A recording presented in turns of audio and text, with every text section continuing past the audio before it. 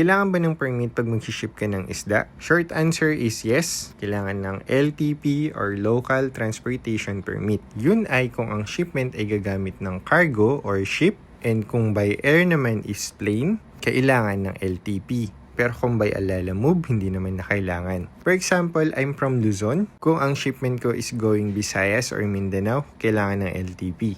Pero kung within Luzon lang, hindi na kailangan. Regardless kung by Alala Move or LBC. Paano nga ba kumuha ng LTP? Pwede kang kumuha ng LTP sa BFAR and pwede rin naman sa munisipyo. Since malayo ang BFAR dito sa location ko, kumukuha na lang ako ng LTP sa munisipyo. Ang advantage ng LTP na galing sa BFAR is pwede siyang via air or eroplano. Kapag LTP naman na galing sa munisipyo is via cargo or ship. Yun lang medyo may katagalan talaga kapag galing sa munisipyo. And by the way, ang presyo pala ng LTP na galing sa munisipyo is 100 pesos. With that said, I can ship nationwide. As long as may malapit na LBC sa area nyo, pwede ko kayo mapadala ng balloon mollies. And I think that is all for today's video. And if you're looking for a balloon molly, just message me directly so I can send you all the available pa. And thank you guys for watching and see you on the next one.